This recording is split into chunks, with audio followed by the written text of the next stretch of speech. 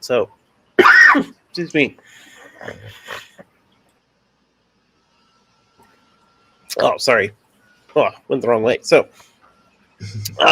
Marx was a really big turning point in kind of socialist theory. So I don't want to get too bogged down into all the different things, but just especially as folks that are maybe new to the Green Party or new to socialism in general, maybe you've heard names and you've heard ideas and all. And so just kind of wanted to give a brief overview of how all these things were related to each other. I have it text here, but I made a diagram. Yeah, all right. So as the title says, this is very oversimplified. So please, don't, oh, you forgot this part or whatever. I'm just trying to get across very, very basic general ideas here.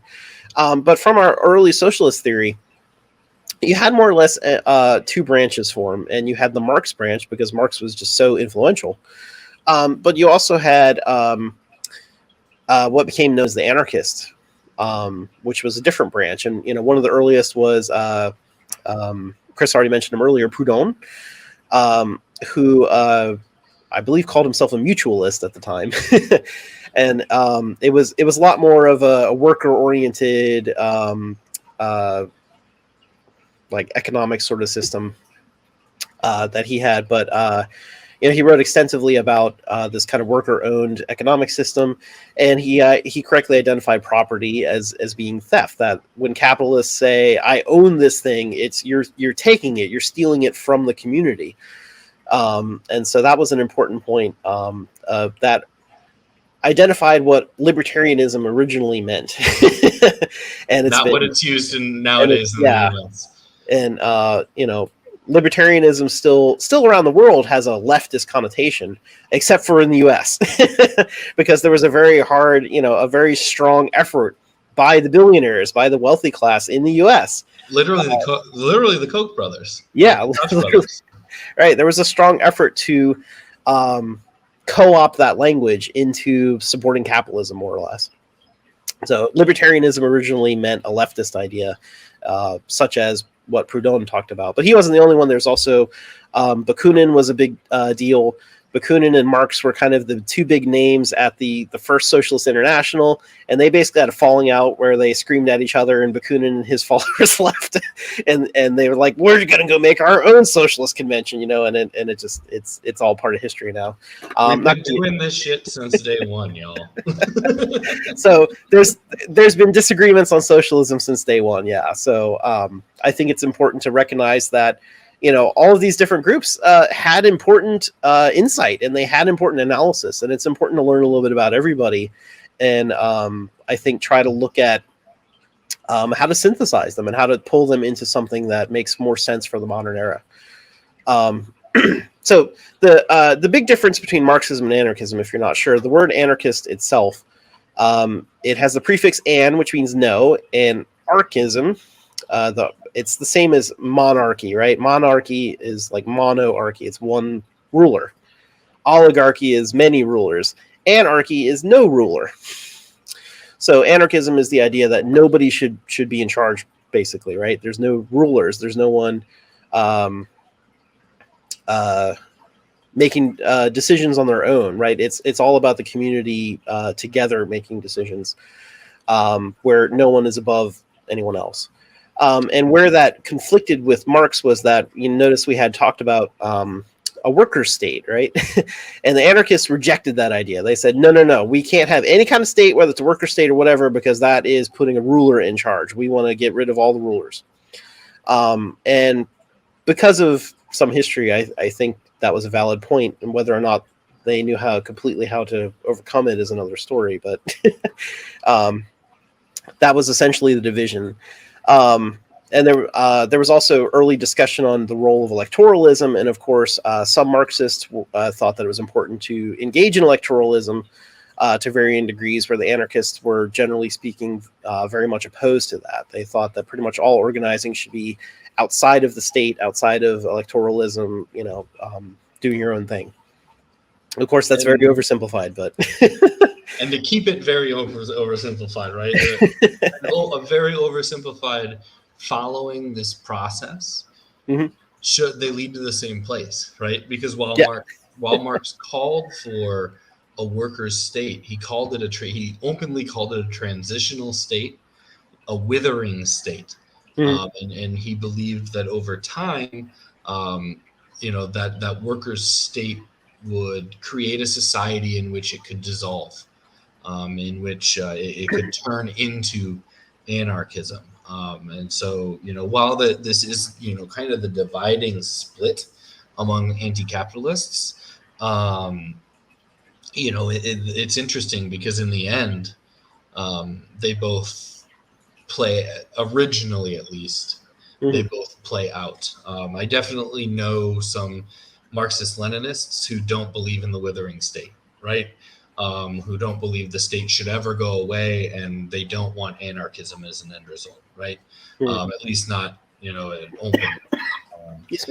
But when you look at these ideas originally, and I think it's important that we think of all these things as processes, right? On the previous slide, we've got my favorite kind of stepping, of Marxism, right? And that's the post-Marxist. So, Marx laid out this groundbreaking idea, but it didn't start with Marx, as we discussed, right? Without Kant, without Hegel, without Feuerbach, there wouldn't have been. There most likely would not have been a Marx.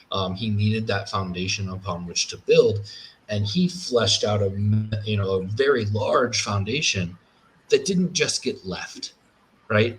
One of the reasons I talked about how we still address Marx today, 200 years later, because of the power and value of his analysis, but we also still address Marx today because the work was unfinished. Literally, he died while writing Capital, right? The Capital, his largest work, is literally unfinished. It's finished in the sense that people close to him took it and finished it, took his notes and his bullet points, because Marx tended to work in bullet points. It was and often it was Marx's wife, Jenny, who did this, but it was Engels who often did the word crafting, right? He took Marx's bullet points and Marx's scribbles and turned them into something. But it was an unfinished work. And so one of my favorite things about Marxism is you have to understand it as almost a scientific process, right? The way of thinking and analyzing the world, through a materialist view, through a dialectical view, dialectical materialism, literally, is what it's called.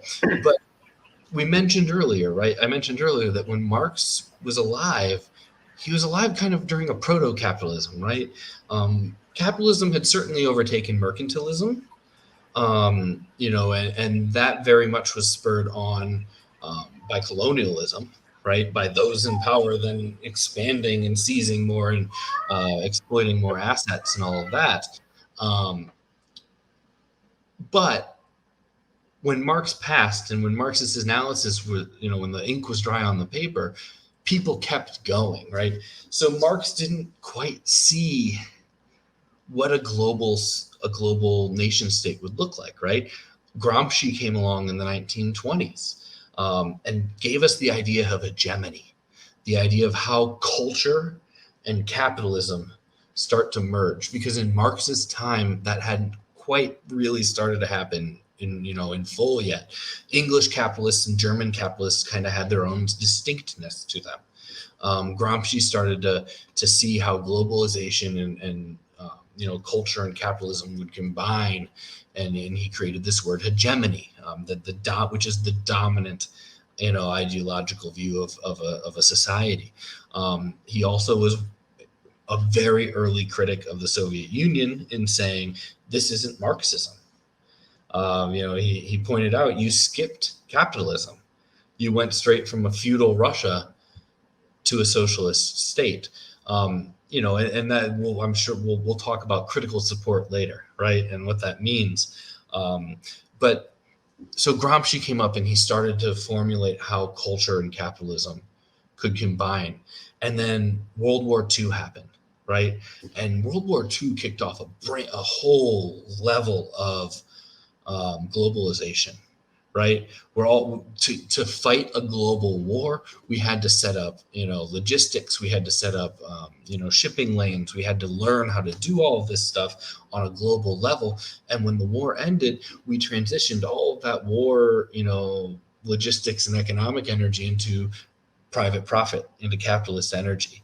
So now we're getting Adorno and Horkheimer, who are going to come in and start talking about the culture industry, right? And now it's not just that capitalism and culture are merging, it's that capitalism is starting to create culture and to guide and to be influenced and to control what culture looks like. And if you look at our world, you look at the US society, it's very clear, right? That capitalism is one of the major drivers of our culture, of our identity.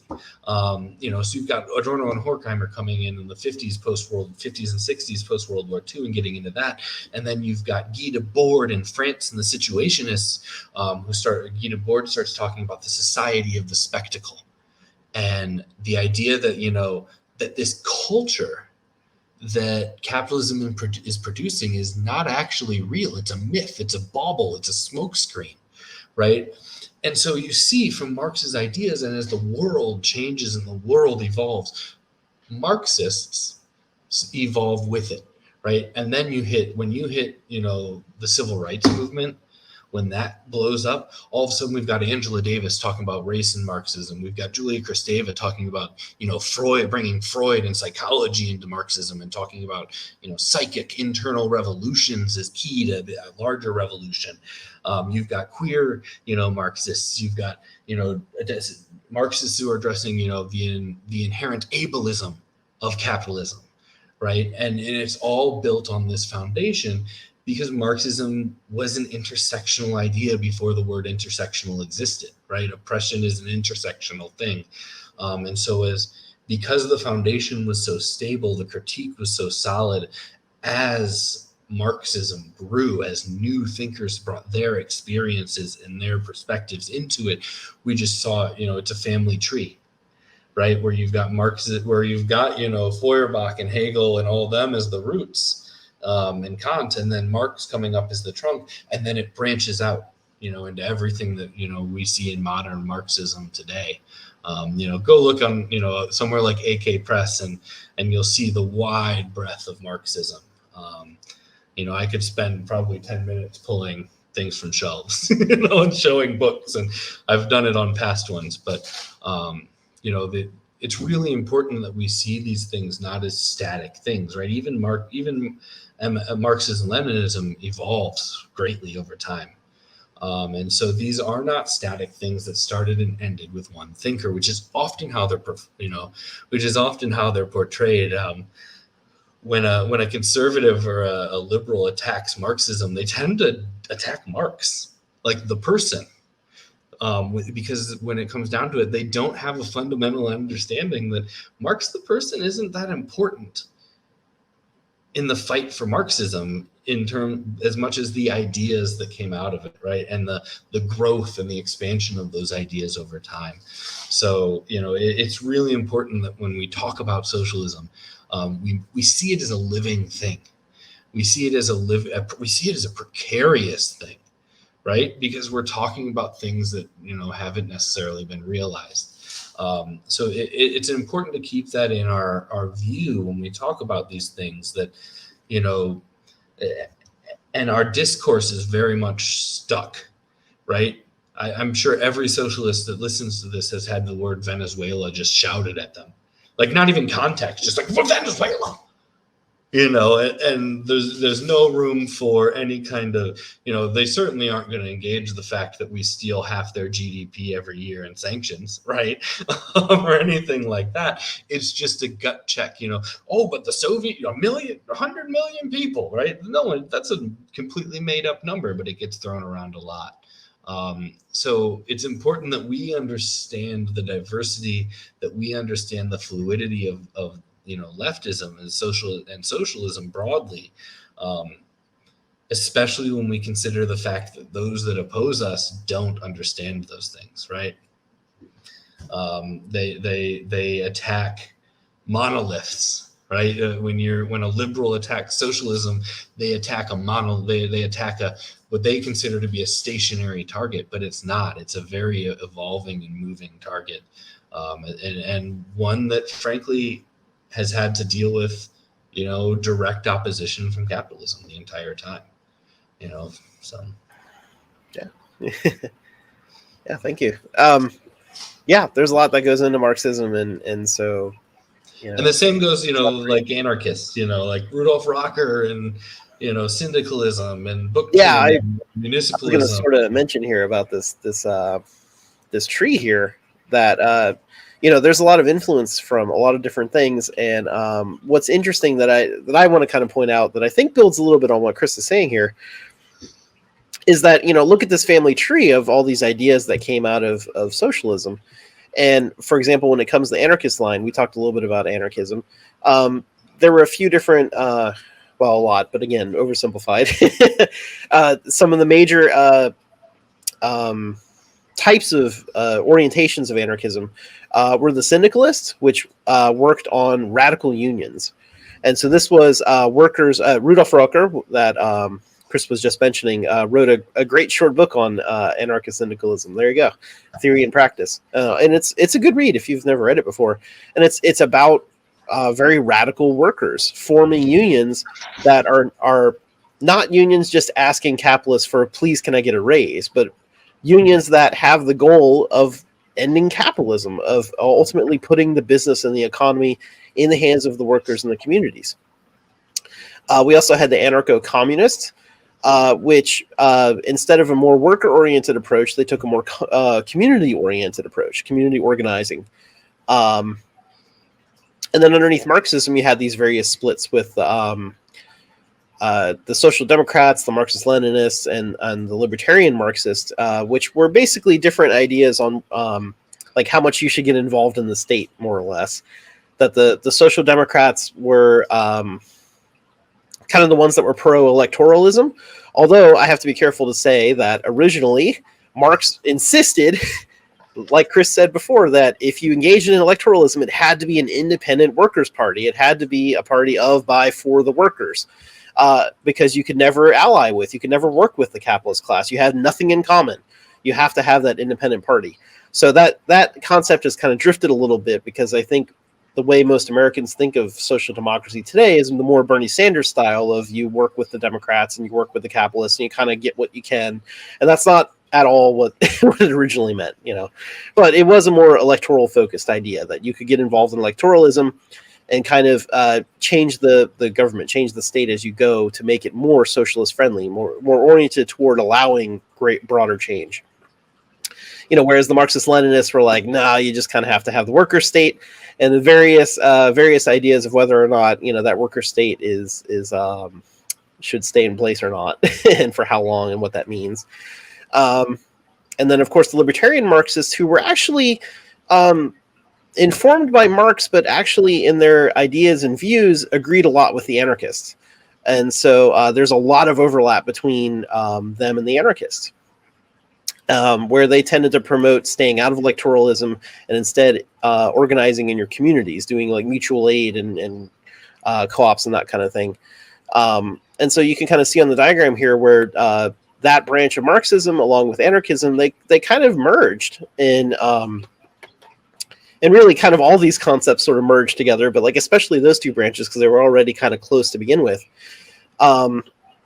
Over time, like Chris was saying, as we get into more recent history in the 1950s, 60s, 70s, and you see the civil rights movement and feminist movement and queer rights, but also the environmental movement and the anti-war movement and things like that, all of these concepts start to combine and they start to bring in modern takes on anarchism, but also modern takes on Marxism that learn from history, because the ultimate truth is that we have this list of ideas here where we're more worker-oriented, we're more community-oriented, we do electoralism, or we don't do electoralism.